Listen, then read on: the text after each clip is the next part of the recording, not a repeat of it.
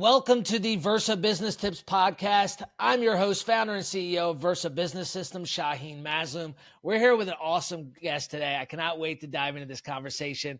Rocky, how you doing today, brother?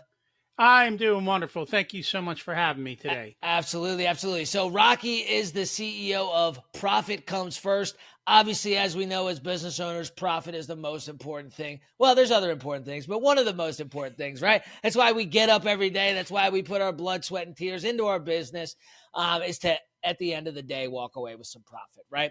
So, Rocky, for those out there that don't know you, tell us a little bit about yourself. So I'm an immigrant to the United States. I came here a long time ago. I figured as much.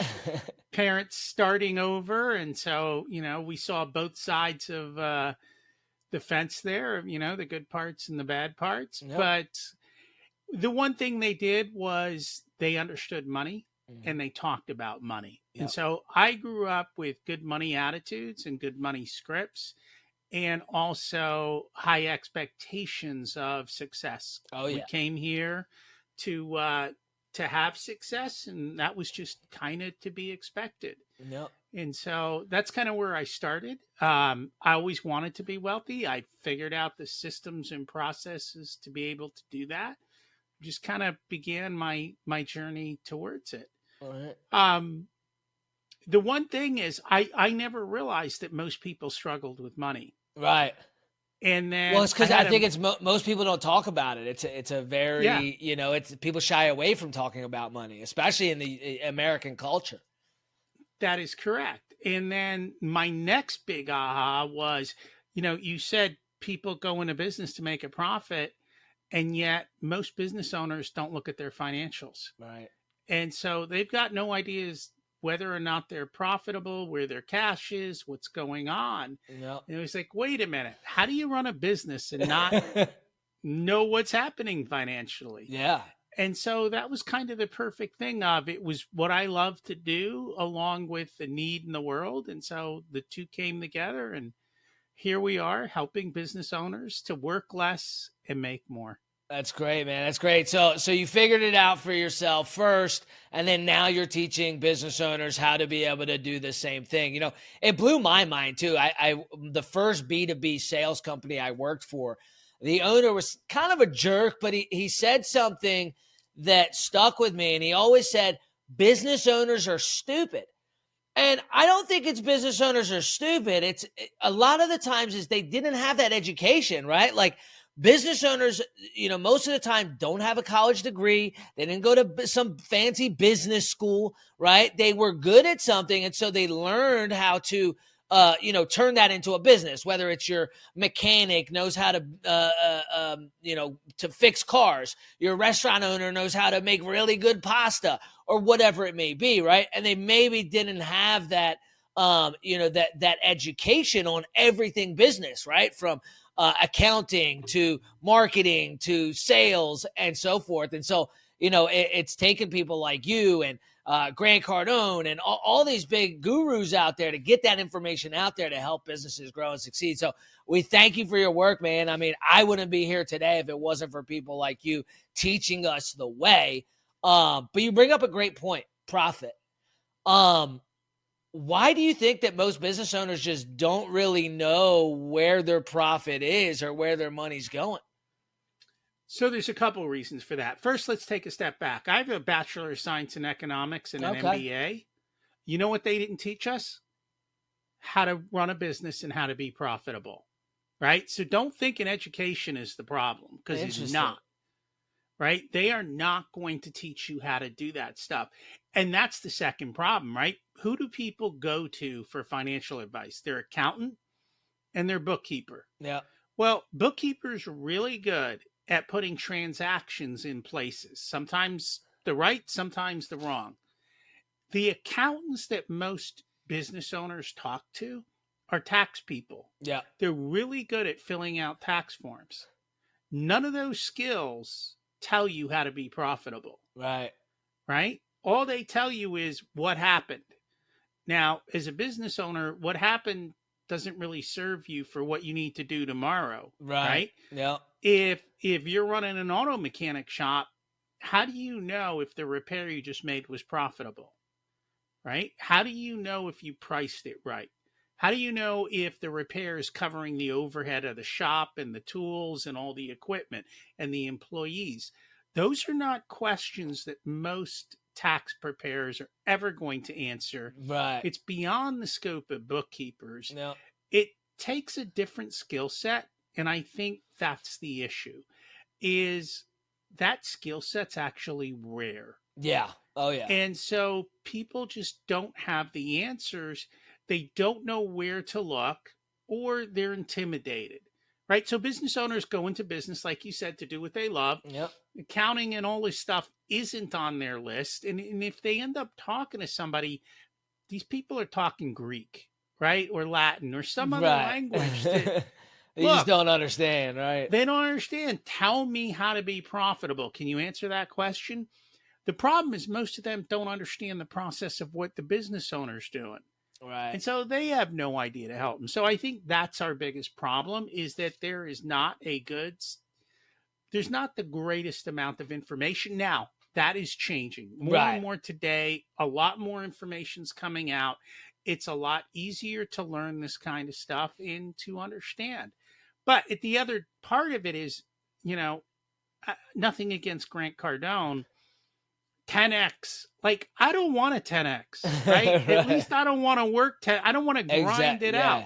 Yeah. Right? I want to work less and make more. Yeah. That's my mantra. So how many people are out there saying, be lazy, make money? Right. Like, that's what I talk about.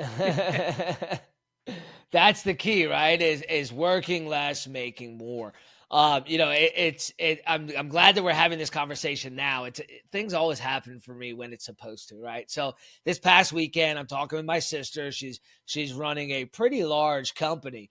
And so we get on the topic of financials. We're at a pivotal point in our company where I'm looking at my bank statements and I'm like, man, we have this much coming in. Like, where's it all going? You know what I mean? And so we started talking about fractional CFOs. And I'd never heard this term before, because I was telling her, I'm like, I think it's time that I look to hire a CFO. And, I'm like, well, what does an average CFO earn? I'm like, man, I don't want to have to cut. Like, I don't need a full-time CFO yet, right? Like, we're not there, but I do need somebody that's versed in being a CFO and having this and solving the problem that you're talking about.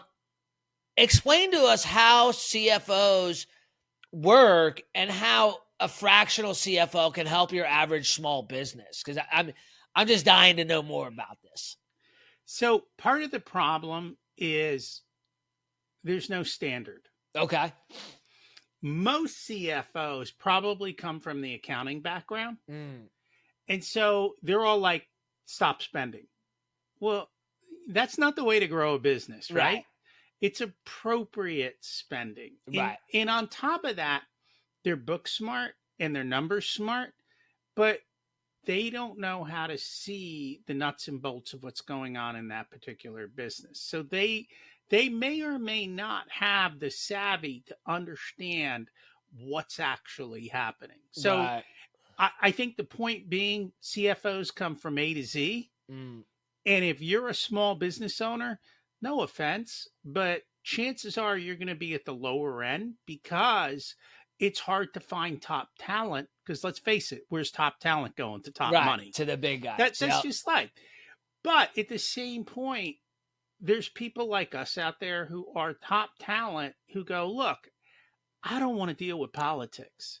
I don't want to deal with all this crap that goes along with working in those types of places. I'd rather work with people who know how to take action, get it done, and I don't have to deal with the politics of their company. The red tape and the votes and the board meetings and Yeah, we don't have any of that, right? So it was the perfect match for my personality. Right. When we look at a business, we look at every single business as a math equation.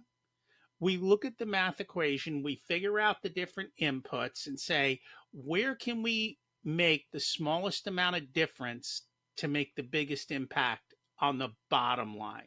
Right. So Grant's all about top line. I don't know. I haven't gone through his courses, so I don't know how much he talks about bottom line. Yeah.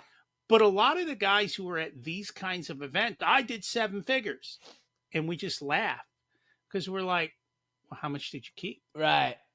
What did you end up with? What'd you end up with? Nobody's thumping their chest telling you what they ended up with, because most of them have no clue. They say what you just said. Yeah. I'm looking at my bank account. I see all this money come in, and where did it all go? No.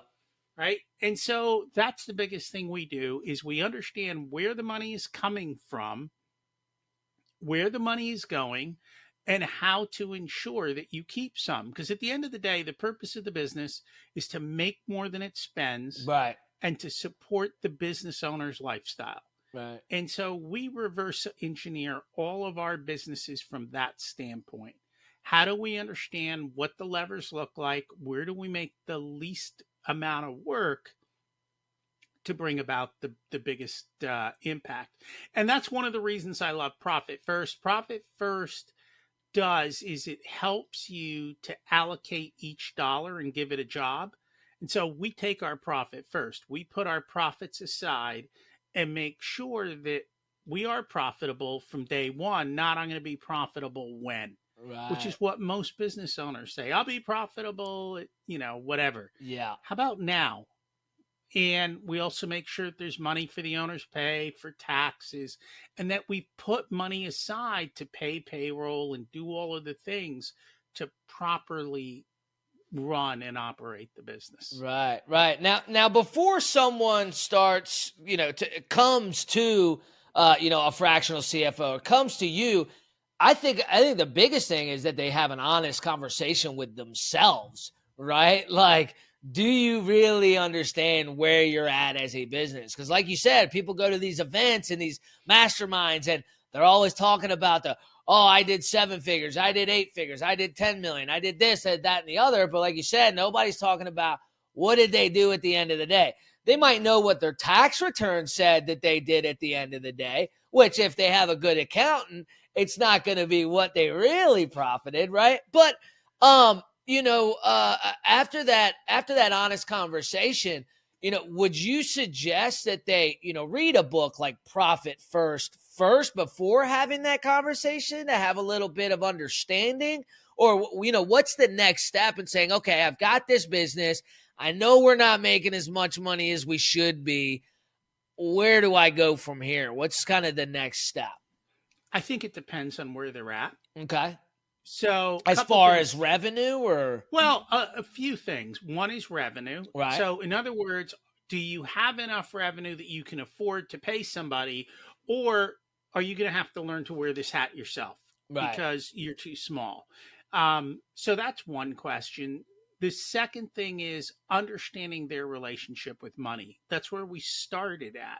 And one of the first onboarding questions we ask is, tell us about how you grew up and how you learned about money. Because we want to understand the business owner's relationship with money. Because whatever that relationship is, it's going to show up in the business. Yeah. They might spend too much. They might like fancy cars. They might have a poverty mentality. They're all over the board. Right. And so understanding their behaviors around money are super, super important. Makes perfect sense. And we've got programs for wherever they are. It's just a matter of how much one-on-one they get to be able to support it. So we can help them wherever they are. If they don't have money, we teach everything on the podcast, Profit Answer Man, so they can just listen and learn. And honestly, for a lot of people, that's a perfect first step. Just go listen and learn. We share. We have success stories. I just had an interview with a guy who created and launched $1 billion business. So that's the kind. We'll go from there down to the little guy who's making $100,000 a year. Right. Says, how do I do it too? But we fill in the whole spectrum there. No. So now we're talking about, it's foreign to me. I have no idea what a fractional CFO would cost. Are we talking, we need to have a couple $1,000s a month, to be able to put to something that, Or is it something more like, 10, 20 grand a month type expense that we could be looking at? Now, obviously it's going to depend on how much work is going to be involved, how much, if it's got a ton of employees, if it's got a big, thousands of line items, whatever. But give me like an example for like a small construction company doing a couple $100,000 a year. And they just want to, be able to price their jobs out better and make sure that they're profitable when they're doing that, and I don't even know if you can give me a rough idea, but honestly, if you're at the couple $100,000 a year, here's the truth of it. Most guys or gals who are a couple $100,000 a year don't have a ton of excess cash. Right. They hire somebody, I'm taking food off their table. Yeah. And that's why we created products for them that include support and actually show them what's going on. So they're short-term products. Right. They're very affordable for somebody like that. Usually once you hit 7 figures is where you can start to look at having that kind of coaching on board. Again, everyone's different. And again, it's actually a lot more reasonable than you can imagine. The other thing is to realize we're not cost centers. If we're not giving you a return on revenue and showing you how to dramatically increase your bottom line, then you've got the wrong person in the wrong seat, right? Just like every employee in your business, they need to be generating revenue for you. And in our case, it's generating cash that you can remove from the business after paying for somebody like me. No. If you can't do that, then it is not a wise decision to put somebody in that seat. Right. And you've just got to learn for yourself. So that still comes back to the person. Some people are allergic to numbers, right? That's what I say. They're allergic to the financial reports. They don't want to do it. Honestly, in a lot of those situations, a good spouse can solve the problem. So a lot of times, their spouse would be like, I told you XYZ, you never listened to me. Right.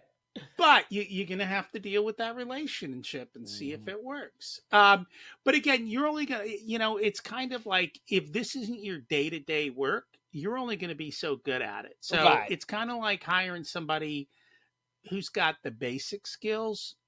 But today, more than ever, you can get pro-level help for a lot less money than you can imagine. Right.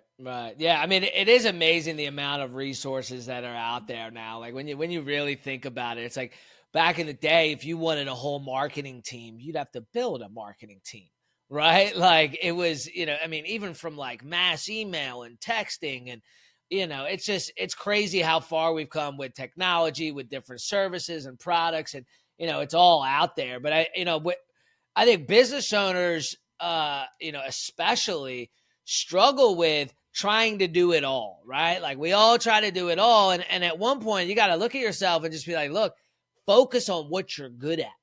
Focus on what you're good at. And then everything else should be delegated. I've come to that realization just over the last couple of years. I was trying to do everything myself. And, it saved me some money, but you can't scale a company doing it all yourself. Even if you have a sales team and you're trying to do all the business side of things, right? It's just impossible. You just can't do it. If you want to really scale a big business, you've got to have people like your company in place to be able to do that. So, when people come to that realization, they're like, look, we know we need help. We've got to figure out, how to get more profitable, how to dial some things back. And increase that profitability. What is the next step? Is there a process, a fact-finding mission? I know you mentioned, finding their relationship with money. And then, is it going to be a lot of work on the owner's side, or is it more of them handing over the bank statements and the financials and, having a few conversations and then you guys kind of dig in from there? What's that process look like? Generally, when someone works with us, our first call is just getting to know them and what their big stumbling blocks are. And then if they want to move forward, all we do is we ask for access to their accounting system. So most people use QuickBooks. Give us access to your QuickBooks. We don't want to make any changes, touch your money. All we want to do is be able to run our reports. Right. We go through, we run our reports, we come back to them and say, hey, we looked at your business. Here's what we see. Here's what we think. A, can we or can't we help you? And then based on that, hey, here's what we think your monthly is going to be able to do all of this work for you. And then they decide if they want to join or they don't join. Right. Once they start working with us, the work is in making the change. It's not in creating reports for us. Right? It's, hey, we looked at everything, and your first problem is you don't have enough leads. So what can we do to increase leads? Right? Then we might look at it and go, okay, you got a ton of leads coming in, but none of them are converting. What's going on? All right. Maybe now we've got leads and they're converting, and we start looking at it and go, your prices are too low. It's time to up prices. Right. And so those are the types of things. Then we might look at overhead and go, why are you spending all this money on all these different things? Yeah. Do you know, like, is it providing value, not providing value? When do we hire somebody? When do we buy new capital equipment? Yeah. All those types of things. And then we also look at borrowing costs, accounts receivable, accounts payable. What are our policies? How are we doing all of that? Where is money leaving the business and how? And then how are we doing cash management in the business? How are we moving money so it's in the appropriate place for the appropriate reason with guardrails, so that the business owner knows that they are building cash that they can remove from the company? Because at the end of the day, that is the purpose of business, to remove cash from your company so you can go enjoy your life. And if you're not doing that, we got a problem. Right. What's the point? What's the point? Why are you working hard for nothing? Yeah. Yeah. And most business owners do that. You'd be shocked at how many business owners work hard for very little. Oh, yeah. Oh, no, I mean, I get it. We actually, one of the first clients we ever closed 7 years ago, there was a guy in his 60s. He'd been doing this business for 20 years, lawn mowing service, 20 years. And he was at the same revenue that he was, I think, a month in. And, since then I think we've helped him probably 10 or 15x his revenue and really grow the business. But it's just amazing to me that, like, just the some of the things that he didn't know as far as funding and credit card processing. He was paying some ridiculous fees to some credit card processing company, almost 10%. Like, it was just little things that, until you get a professional's eyes on stuff, you just don't know. So, when people come to you, they're not, signing a long year contract or required to pay you any money. They're not paying you money up front for the consultation. You guys are taking a look at a business. Can we help you? If we can, here's what it looks like. Does it make sense? If it does, great. Let's move forward. If it doesn't, let's part as friends. Is that right? That is it. That's simple. That's great, man. And so you were talking about your podcast. So for those smaller companies that, they just want to understand a little bit more about how to be profitable without having to, hire a CFO, or, they don't have a whole lot going on, but they want some ideas on how they can really dial in their profitability and, some things that may be a waste. What was the name of that podcast again? Profit Answer Man. Profit Answer Man. I'll make sure to put that in the description below. I'm guilty of this too. Like, I actually just today, this morning, I was looking through my bank statements, and I noticed we'd been paying for some services that we used 2 years ago, and we haven't used since. One of them was like $140 a month times 24. That's just wasted money for nothing, for absolutely five nothing. Of those. Yeah. Yeah. You got 5 or 6, things like that. I mean, it's crazy. And I think if the business owners just looked a little bit further into their bank statements, into their financials, followed a podcast, read a book, especially in those early stages until they get to that 7-figure mark, that it would just make all the difference. I mean, I got to ask, on, as far as a regular basis for your small companies, startups, how often do you think they should really read through their bank statements and what they're doing with money? Do you think that's like every month you should be looking at that stuff? Or, what's your take on that for the small guys? I think at a minimum once a month. Yeah. You know, depending if you're relatively small, once a month is a good rhythm to sit down, look at everything, pay your bills, make sure you got paid, make sure all the invoices went out, all that kind of stuff. Yeah. Once a month is probably a pretty good rhythm. You know, it doesn't need to be overwhelming, Right. which is what I think most people do. They make it overwhelming. Right. They make a big deal of it and then it just doesn't get done.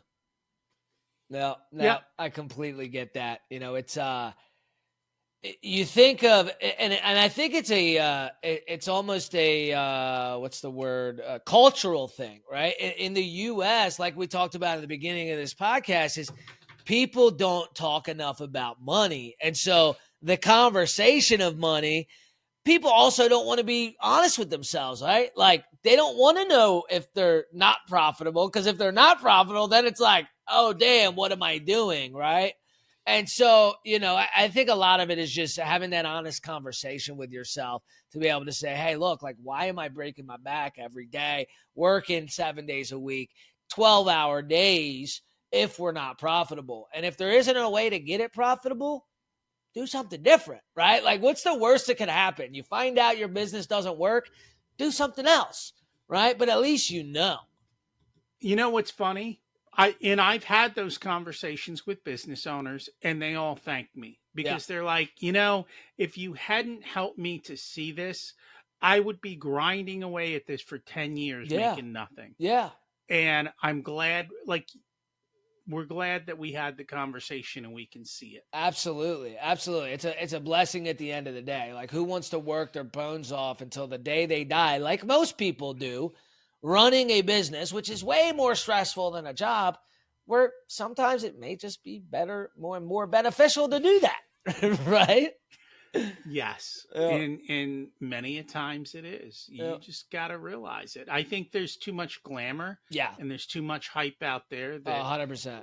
At the end of the day, isn't necessarily real. Yeah. I did a video about that the other day. It was like in the U.S., we put this big pedestal of, you know, business owners on a big pedestal, right?